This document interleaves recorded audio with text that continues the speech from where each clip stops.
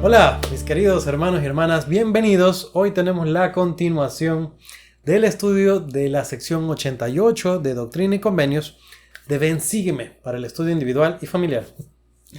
Vamos a continuar, vimos muchas cosas interesantes. Empezamos a conversar, el tema de la semana es establecer una casa de orden. Pero, ¿qué significa establecer una casa de orden? ¿A qué se refiere el Señor? ¿De qué está hablando? Hemos hasta ahora hablado algunas cosas en cuanto a los templos, pero nos hemos concentrado mucho más en nosotros y ponernos en orden y entender un poco acerca del orden del Señor. Hoy vamos a elaborar un poco más acerca de la luz y otras cosas más. Bienvenidos. Les saluda Daniel Ampudielazo. Recuerden que esto no reemplaza sus clases. Estoy efectivamente estudiando con ustedes el manual del estudio individual y familiar, no los manuales del maestro. Ahora, esto sirve, si usted es un maestro y va a preparar su clase, sirve para prepararse para leer la asignación de la semana, para conversarlo con familia o aún para analizarlo personalmente. Vamos a retomar y vamos al versículo 67 de la sección 88. Conversamos algunas cosas en cuanto a la luz y continuamos. Dice: y si vuestra mira está puesta únicamente en mi gloria, vuestro cuerpo entero será lleno de luz, y no habrá tinieblas en vosotros, y el cuerpo lleno de luz comprende todas las cosas. Es con particular emoción que yo leo versículos como este. Lo mencionamos, se habla muchísimo de la luz. Si estudiamos en la guía para el estudio de las escrituras acerca de la luz, vamos a ver que varias de las verdades que están allí como concepto salen de esta sección cuando hablamos de la luz de Cristo. Ahora, aquí se nos da una premisa. Dice: si vuestra mira está puesta únicamente en mi gloria. ¿Qué significa tener la mira puesta en la gloria de Dios? O como lo dice aquí, únicamente, exclusivamente en la gloria de Dios. Y yo pienso que lo podríamos malinterpretar. Podríamos pensar que esto significa que estamos metidos en la capilla todo el tiempo, dedicados únicamente a nuestro llamamiento, trabajando solo en las cosas de la iglesia. Y esto es como les decía, esto es un error de interpretación.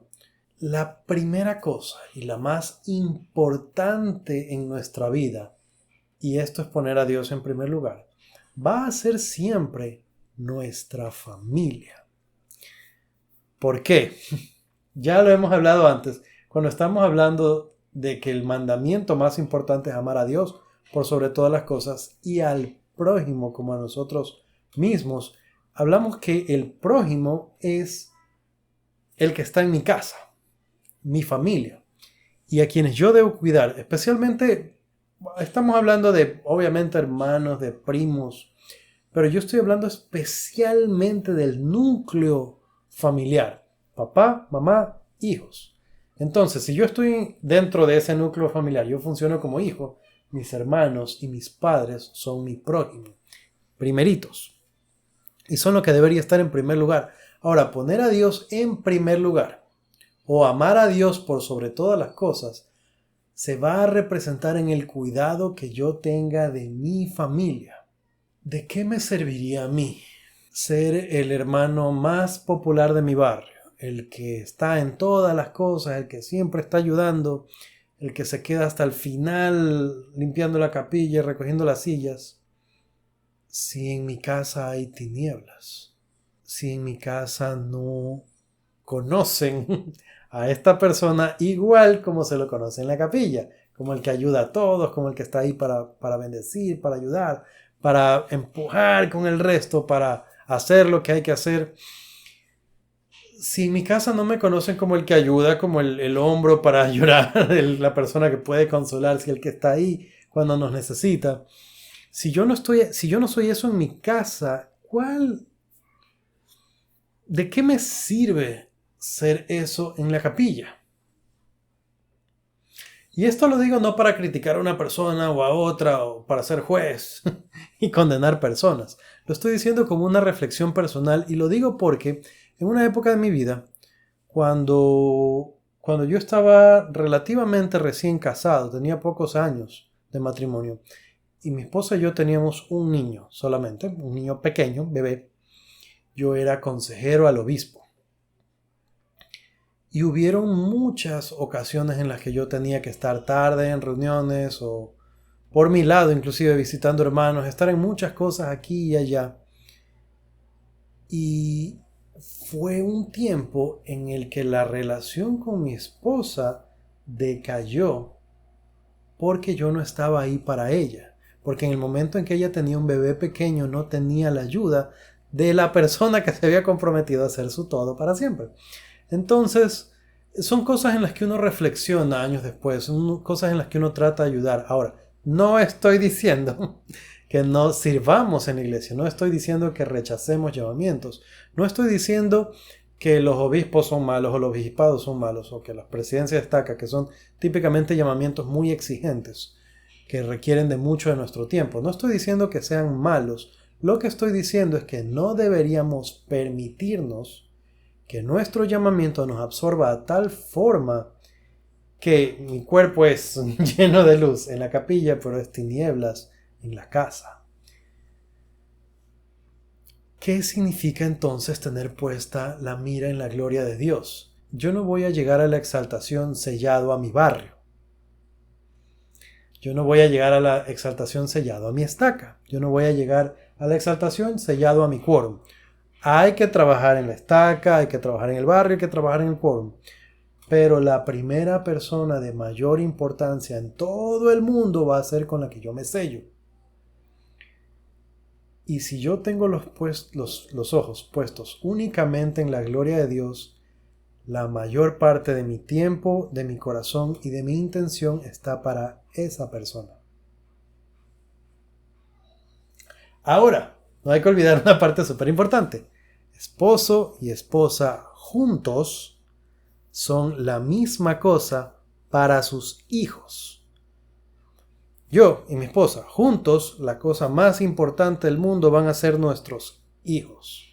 Y tener para nosotros dos como equipo la mira puesta únicamente en la gloria de Dios va a ser asegurarnos de hacer lo mejor posible para llevar a esos niños, jóvenes, eventualmente adultos, a la presencia de Dios.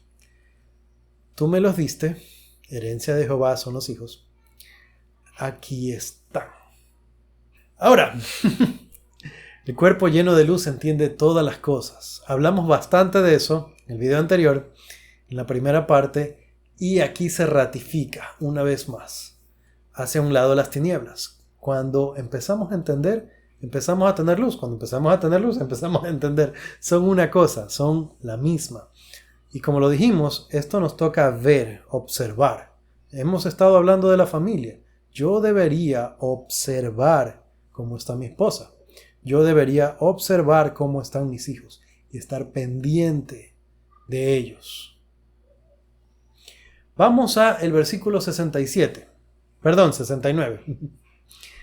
Dice, recordad la grande y última promesa que os he hecho. Desechad vuestros pensamientos ociosos y risa excesiva de entre vosotros.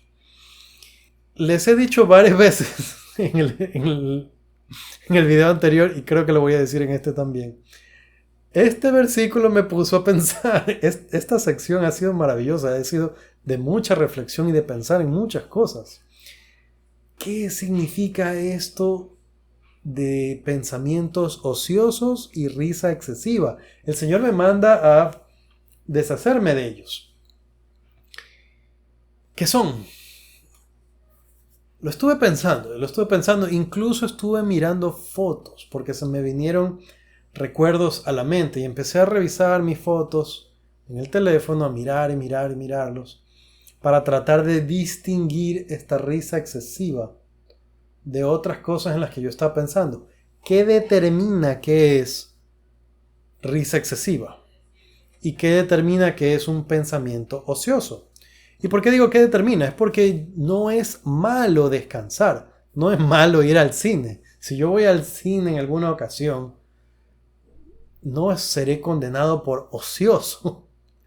No es que no podamos tener momentos de distracción, de relax, de estar descansando, No es que no se pueda un día dormir un poco más porque estamos muy cansados, con muchos problemas, muchas cosas encima.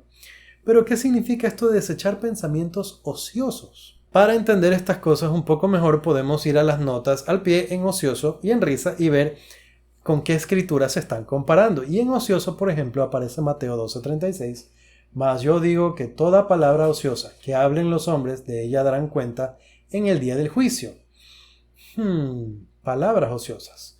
También se nos manda Amós 4:29 y 30. Y por último, no puedo decir todas las cosas mediante las cuales podéis cometer pecado, porque hay varios modos y medios, tantos que no puedo enumerarlos. Pero esto puedo deciros, que si no os cuidáis a vosotros mismos, vuestros pensamientos y vuestras palabras y vuestras obras, y si no observáis los mandamientos de Dios ni perseveráis en la fe de lo que habéis oído concerniente a la venida de nuestro Señor, aún hasta el fin de vuestras vidas debéis perecer. Ahora bien, oh hombre, recuerda y no perezcas. Pensamientos, palabras, acciones ociosas. ¿Qué significa esto? También se cita Alma 12:24. Voy a leer rápidamente. 14. Porque nuestras palabras nos condenarán, sí, todas nuestras obras nos condenarán, no nos hallaremos sin mancha, y nuestros pensamientos también nos condenarán. Y en esta terrible condición no nos atreveremos a mirar a nuestro Dios, sino que nos daríamos por felices si pudiéramos mandar a las piedras y montañas que cayesen sobre nosotros para que nos escondiesen de su presencia. Vemos entonces en estos versículos cómo se elabora. No son solo pensamientos, son palabras, son acciones ociosas. Otra vez, dormir un día un poco más, ir al cine, ver televisión, una serie. ¿De qué está hablando? Y mientras más lo pensaba yo pensaba, no puede ser simplemente pasar un buen rato en familia. No puede ser decir que voy a hacer turismo y que voy a estar una semana en otro país o en otra ciudad. Pero ¿qué sería un pensamiento ocioso? No es necesariamente hablar de entretenimiento. A veces comparamos el entrenamiento con ocio. Pero estar ocioso realmente es estar vago, sin hacer nada, o al menos nada de provecho. Y ahí es donde empecé yo a conectar hilos, a hacer conexiones. Si yo estoy, por ejemplo, en el cine, con mi familia y con mis hijos, estoy pasando un buen rato con ellos, riendo con ellos, buscando que sea una buena película para que ellos lo puedan ver también. Y en casa lo hemos hecho, lo que les voy a decir, sí, bueno, ahorita no hay dinero para ir al cine, pero lo podemos hacer en la casa y buscamos una buena película para ver en casa y con mi esposa nos reunimos y hacemos o compramos cositas de comer para ver juntos y hemos pasado lindos momentos con nuestros hijos viendo películas históricas que ellos no conocen, que son películas bonitas. Y son buenos momentos, son buenas memorias. Incluso los chicos se acostumbraron a nuestra película semanal y ellos preguntan anticipadamente, ¿qué película vamos a ver esta semana? Entonces, no es eso lo que el Señor condena cuando habla de pensamientos ociosos. Si eso no es, entonces, ¿qué es? Puede ser, muy bien, cuando yo estoy en una situación en la que debería estar haciendo algo, cumpliendo con alguna responsabilidad, por ejemplo, y en lugar de eso, mi cabeza está en el limbo y en una mente vacía entra fácilmente la tentación. Si yo debería estar haciendo algo de provecho y estoy perdiendo el tiempo, no descansando, no pasando tiempo en familia con entretenimiento, sino perdiendo el tiempo. En esa mente ociosa entran ideas equivocadas y ahí es donde podemos tener problemas. Ahora voy a combinar esto con risa excesiva. Ojo que no dice simplemente risa, sino que dice risa excesiva. Y voy a hacer el mismo ejercicio. Si le damos clic a risa, en el caso de En mi caso que estoy con la computadora, pero si estamos con las escrituras abiertas y vemos risa, hay una nota al pie. Y nos da otras escrituras que vamos a estudiar también en otros momentos. Por ejemplo, Doctrina y Convenios en la misma sección 88, pero más adelante. Y algo que ya vimos en la sección 59. Dice, primero la sección 59, versículo 15. Y si hacéis estas cosas con acción de gracia, con corazones y semblantes alegres, no con mucha risa, porque esto es pecado, sino con corazones felices y semblantes alegres. Ahí está la clave. En este versículo se nos habla de que debemos hacer las cosas con semblantes alegres. No es malo reírse. Lo malo, como dice aquí, es no con mucha risa. Y definitivamente hay cierto tipo de risa o de risotada que nosotros podemos vincular a comportamientos negativos. Por ejemplo, la gente cuando está bebiendo alcohol tiende a tener esta postura de mucha risa. También cuando hay chistes de mal gusto o patanes, hay mucha risa. Entonces hay también circunstancias como de burla, cuando alguien se está burlando de otra persona o se están riendo a costa de otra persona. Ahí nosotros podemos encontrar esta risa excesiva de la que hablan las escrituras. Ahora, los mejores recuerdos que yo tengo, y era algo que por eso les dije que estaba revisando fotos incluso, son momentos de risa. Mis fotos favoritas de mi familia son momentos en los que se están riendo a carcajadas. Me encanta la sonrisa de mi hijo. Me encanta la sonrisa tierna de mi nena. Y me encanta ver a mi esposa matarse de la risa. Así que frecuentemente yo le digo cosas chistosas solo para verla reírse. O le muestro cosas chistosas solo para verla reírse. Yo no contaría esto como risa excesiva, porque podemos ver semblantes alegres y no nos estamos burlando de alguien o alguna cosa así, y no estamos en una situación fea. Muy bien, pasemos a los versículos 76 al 79. Son algunos, vamos a analizar algunas cosas. Dice, también os doy el mandamiento de perseverar en la oración y el ayuno desde ahora en adelante. Y os mando que os enseñéis el uno al otro la doctrina del reino. Enseñaos diligentemente y mi gracia os acompañará para que seáis más perfectamente instruidos en teoría, en principio, en doctrina, en la ley del evangelio, en todas las cosas que pertenecen al reino de Dios y que os conviene comprender, de cosas tanto en el cielo como en la tierra y debajo de la tierra. Cosas que han sido, que son y que pronto han de acontecer, cosas que existen en el país, cosas que existen en el extranjero, las guerras y perplejidades de las naciones y los juicios que se ciernen sobre el país, y también el conocimiento de los países y de los reinos. Muy bien, aquí hay algunas cosas. Para empezar, se nos recalca otra vez la oración y el ayuno. Ya conversamos algunas cosas sobre la oración. No quería dejar de mencionarlo, pero ya lo conversamos, ¿ok? En la primera parte del estudio de esta semana. El versículo 77 dice, os mando que os enseñéis la doctrina del reino. Y me gusta mucho porque es un mandato no solamente a aprender, un mandato no solamente a estudiar, es un mandato a enseñar. Eso quiere decir que tenemos la responsabilidad primero de aprender y entonces de enseñar. Esto no es solo para los maestros. Si yo estoy en una clase, yo no soy el maestro, yo puedo levantar la mano y compartir brevemente algo que he aprendido. Se nos manda a enseñarnos unos a otros la doctrina.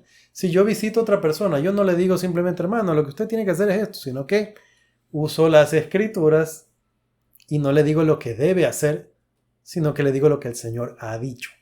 Se nos manda a enseñarnos diligentemente. Esa es la condición y la consecuencia es, mi gracia os acompañará para que seáis más perfectamente instruidos. Eso quiere decir que no se trata simplemente de hablar por hablar. Se trata de realmente prepararnos, de realmente estudiar, de pensar, de procurar la revelación, de tratar de comprender realmente estos principios. Hemos hablado de luz y hemos hablado de abrir los ojos, de mirar. Hemos hablado de llegar a comprender a través de la luz.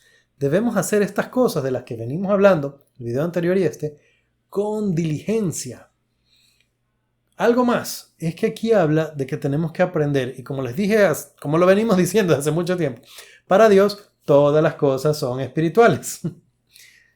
Tenemos que aprender de las cosas en el cielo, en la tierra, debajo de la tierra, cosas que han sido, de lo que ha de acontecer, cosas que existen en el país, dice, cosas que existen en el extranjero, guerras, perplejidades de las naciones, que yo entendería más como complicaciones o dificultades de las naciones, juicios y el conocimiento de países y de los reinos.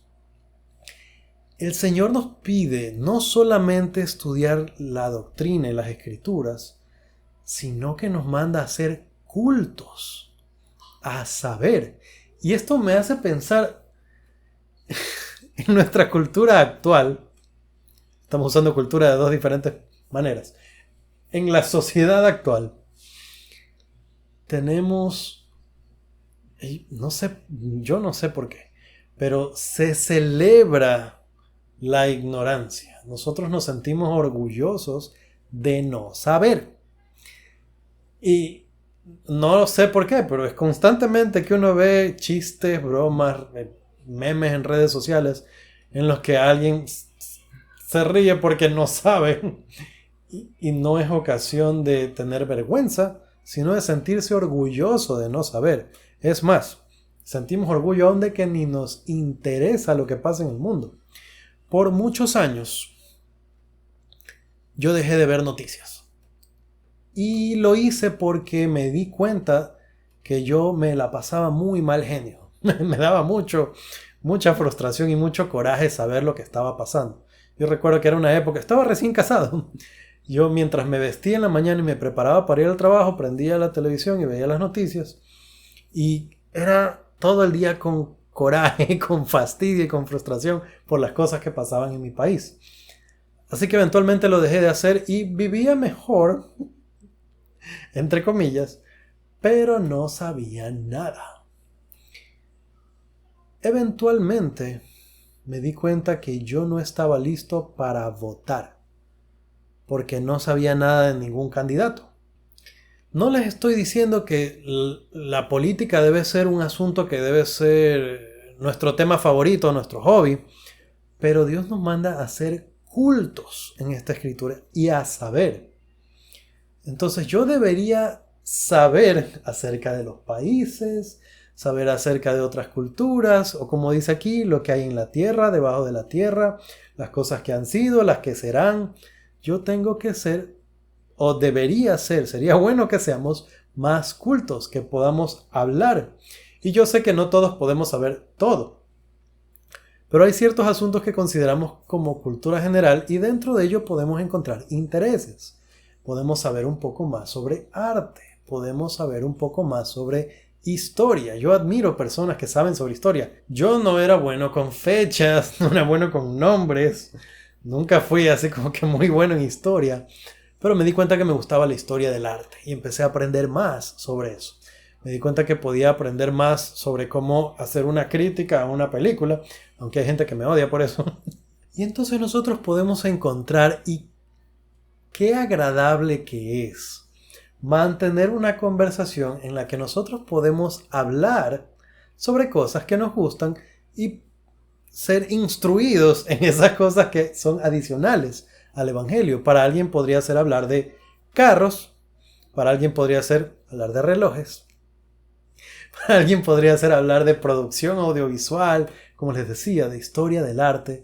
Hablar sobre arte de forma particular es algo que me gusta. Hablar sobre arquitectura clásica, cosas así. Podemos aprender y hablar no solo de telenovelas, no solamente de los escándalos de personas famosas, no solamente de los dramas de una cosa y de otra, como cosas que como conversábamos son ociosidad.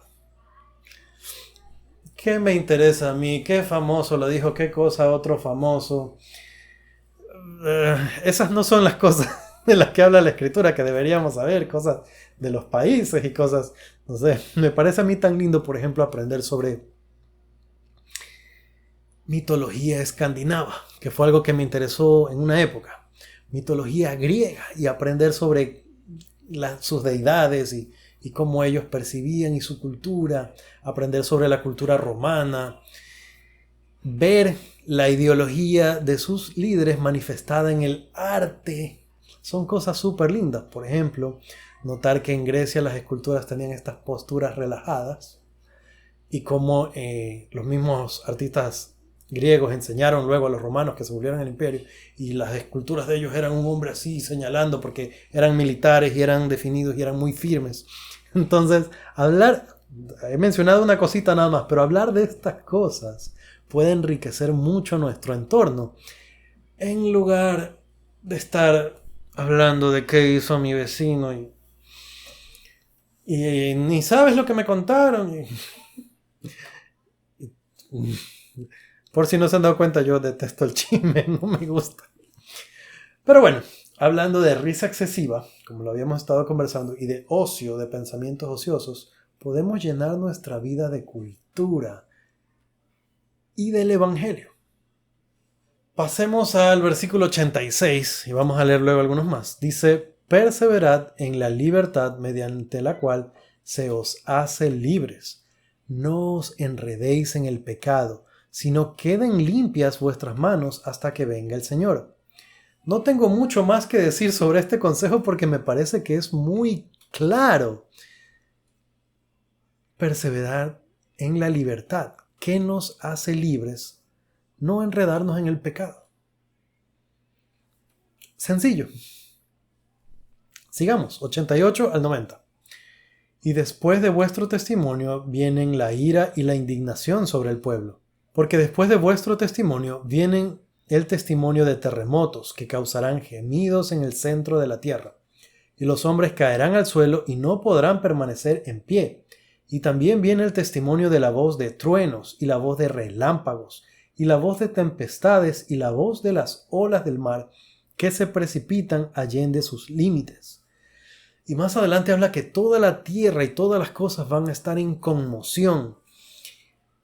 Esto es importante, no para criticar al mundo. Ya vieron, no nos escucharon, entonces ahora les va a venir el terremoto, ya van a ver. Esto es para nosotros mismos. Se nos manda a levantar nuestro testimonio. Esa es la primera. Hemos hablado muchas veces del testimonio. El testimonio no es regañar a la gente. El testimonio no es acusar o culpar a la gente. El testimonio es manifestar la verdad de aquellas cosas que nos han sido confirmadas por el Espíritu. Es una declaración de algo que es real y somos testigos que es verdad. No es atacar a personas, no es regañar a personas, no es destruir personas. Es esto. Ahora, después de esto viene toda la destrucción de los elementos. Pero esto, como les decía, viene por dos lados. Una, nuestra responsabilidad de testificar. Y dos, nuestra responsabilidad de escuchar con atención el testimonio. Para que no seamos nosotros los que tengamos que oír el testimonio de los elementos. No. Se supone que nosotros nos arrepentimos mucho antes. Pasemos al 94.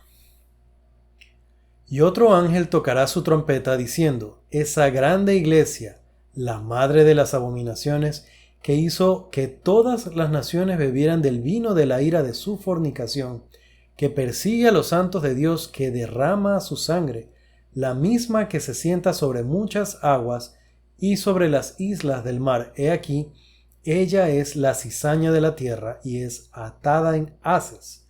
Sus ligaduras son afianzadas y nadie las puede soltar. Por tanto, está presta para ser quemada y él tocará su trompeta larga y fuertemente y todas las naciones la oirán. ¿Por qué me gusta tanto ese versículo? Porque nos da esperanza. Tenemos que lidiar, tenemos que ver alrededor de nosotros muchas cosas malas, pero llegarán a su fin. Tenemos que ver con pesar la iniquidad de muchas personas, pero todo eso llegará a su fin. Es una promesa y no habrá quien detenga eso. Llegará el momento en el que no tengamos que ver más las cosas malas de este mundo. Ahora, el versículo 29 dice al principio, y habrá silencio en el cielo por espacio de media hora. Y esa es una profecía. Y yo me acuerdo que una vez mi mamá me la dijo y se rió y me dijo, o sea que no va a haber mujeres ahí. Bromita nomás. Yo soy de los que hablan demasiado también, hablo mucho. Pero sí, habrá silencio por espacio de media hora. Así que esta promesa a mí me hace pensar que va a ser algo asombroso, que nos va a dejar en completo asombro y por ende silencio por media hora. ¿Se imaginan el planeta entero en silencio durante media hora? Ahora, en adelante hay muchas promesas y profecías que me gustan, como que se van a abrir los sepulcros y saldrán los justos.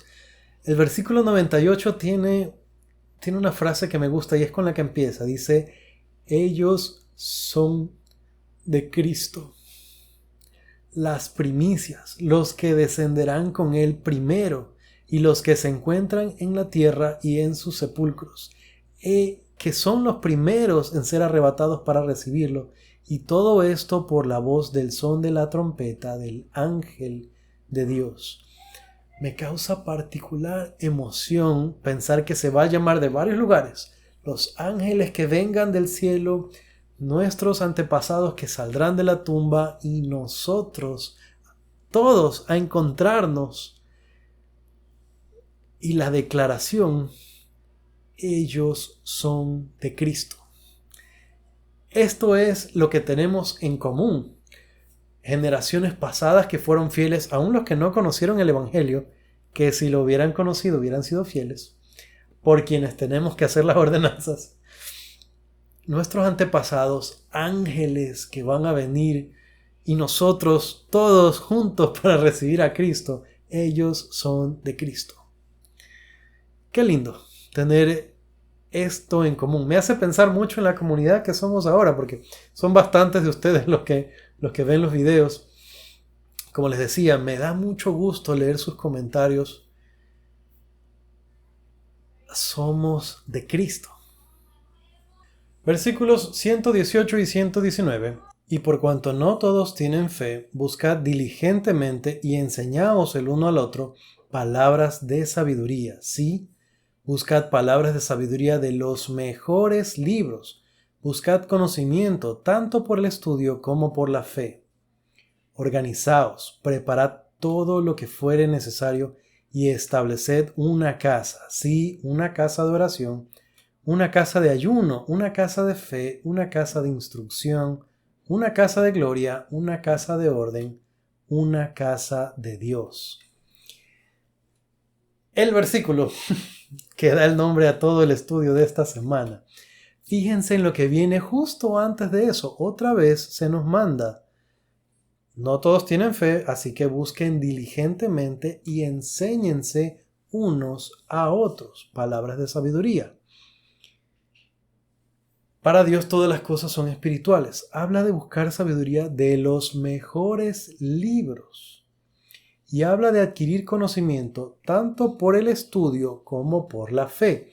A veces leemos esto tanto por el estudio como por la fe. Claro, el estudio de la escuela y el colegio, la universidad, y la fe es la iglesia.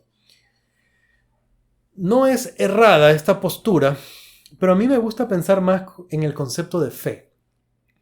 Fe es pues la fe, la certeza de lo que se espera, la convicción de lo que no se ve.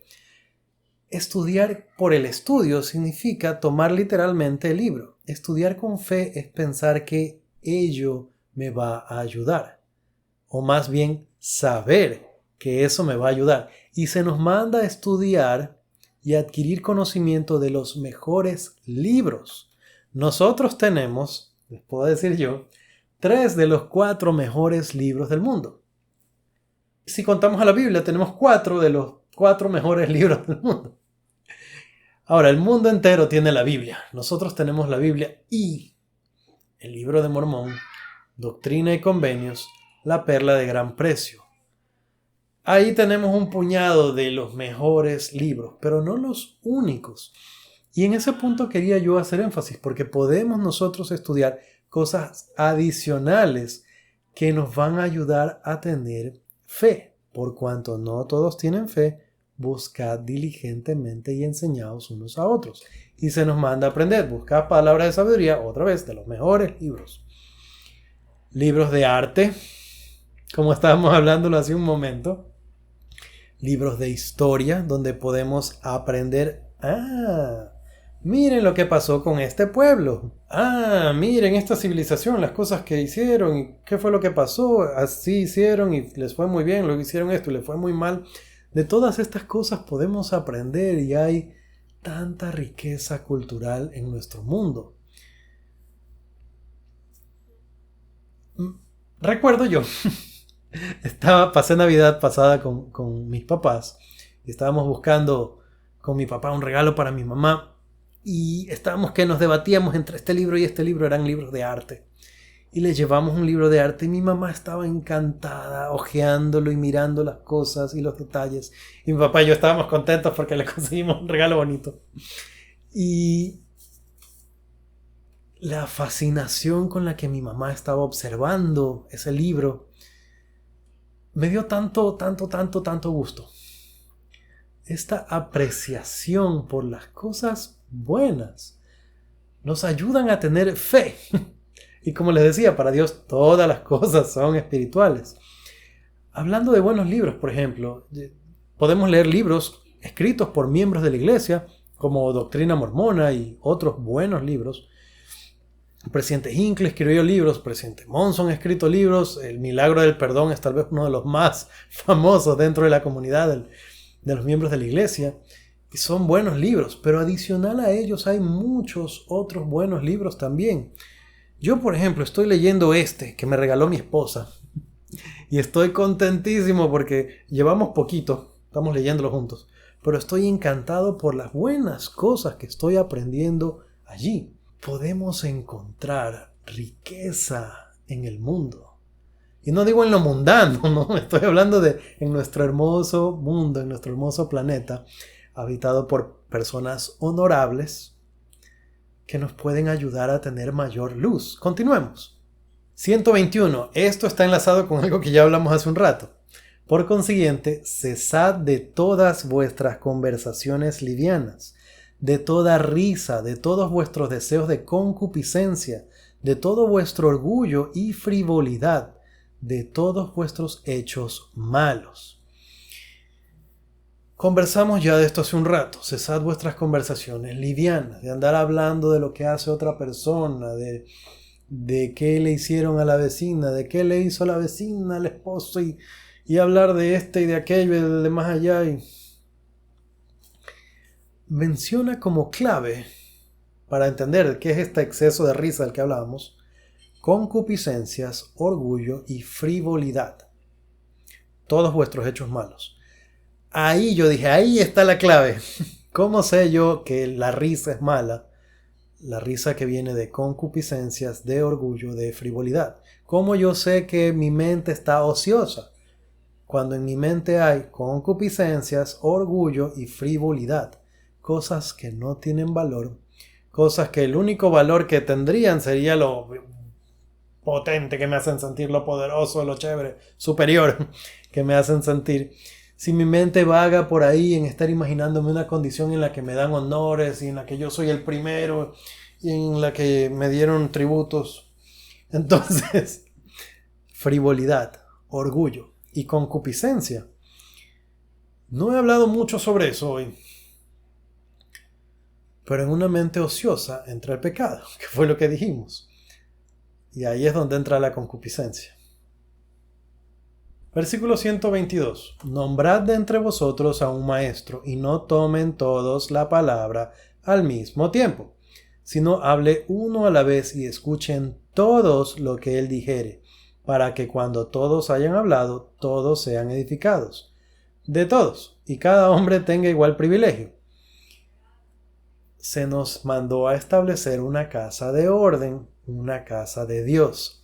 Este versículo es clave para eso. No hablen todos al mismo tiempo. ¿Se dan cuenta que cuando la gente discute, usualmente no estamos escuchando, sino que los dos están hablando al mismo tiempo y nadie está escuchando lo que dice la otra persona? Frivolidad, concupiscencia, orgullo. No hablen todos a la vez. Y esto se trata no solamente de ya, te voy a dejar hablar, a ver, habla. Terminaste, me toca. No, si no todos hablamos a la vez, es precisamente para poder escuchar lo que dice otra persona, dice el versículo, para que todos sean edificados de todos. Cuando yo permito a alguien más hablar, no es porque estoy preparando, dijo eso, dijo el otro. No se trata de preparar la pelea, de tomar nota de lo que dice para luego destruirlo. El propósito de escuchar a todos es que seamos edificados de todos. Lo ideal es que pensemos entonces, ¿qué puedo aprender de lo que se está diciendo? Y mi presidente de misión solía hablar de esto. La actitud correcta cuando yo escucho a otra persona no es, a ver, ¿qué me va a enseñar? Porque yo pongo el desafío en la otra persona. Y lo correcto debe ser, a ver, ¿qué puedo aprender?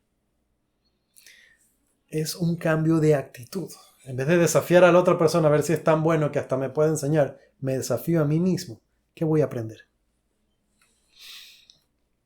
123, 124. Mirad que os améis los unos a los otros. Cesad de ser codiciosos. Aprended a compartir unos con otros como el Evangelio lo requiere. 124. Cesad de ser ociosos. Cesad de ser impuros. Cesad de criticaros el uno al otro. Cesad de dormir más de lo necesario. Acostaos temprano para que no os fatiguéis. Levantaos temprano para que vuestros cuerpos y vuestras mentes sean vigorizados. Estos consejos finales pienso yo que son muy claros. No hay mucho más allá que yo pueda decir. Hemos hablado del ocio. Aquí menciona la codicia también, si se dan cuenta. Se ha hablado del orgullo, que está relacionado con la codicia. Cesar de criticaros el uno al otro. Y otra vez, yo quiero cerrar esto. Esto se aplica para todo. Pero quiero cerrarlo en este momento para concentrarnos en establecer una casa de orden, una casa de Dios. Quiero concentrarlo en la casa. Entre familia. Dejemos de criticarnos unos a otros. Entre familia, dejemos de ser codiciosos uno con otro. Entre familia, no seamos impuros. Entre familia nos podemos ayudar a dejar de dormir más, de lo necesario. A acostarnos temprano, levantarnos temprano. A veces hay uno que es el que no deja dormir al resto. Podemos ir corrigiendo estas cosas. Esto se aplica al barrio, al quórum, a la estaca, al trabajo, a todo tipo de convivencias. Pero como ustedes saben, a mí me gusta cerrarlo a la familia. Establezcamos una casa de orden. Cuando pensamos en una casa de Dios, pensamos en el templo. Ustedes bien lo dijeron, nuestro cuerpo es un templo. Hagamos de nuestra vida una vida ordenada, una vida de luz, una vida culta, una vida donde no hay espacio para el orgullo, para las críticas. Seremos mucho más felices así, que es el propósito de nuestra vida, como lo estuvimos conversando. Hermanos y hermanas, si llegaron hasta aquí, muchas gracias. No olviden dejar su like si disfrutaron de este estudio juntos, tanto como yo. Conmigo será hasta la próxima. Chao.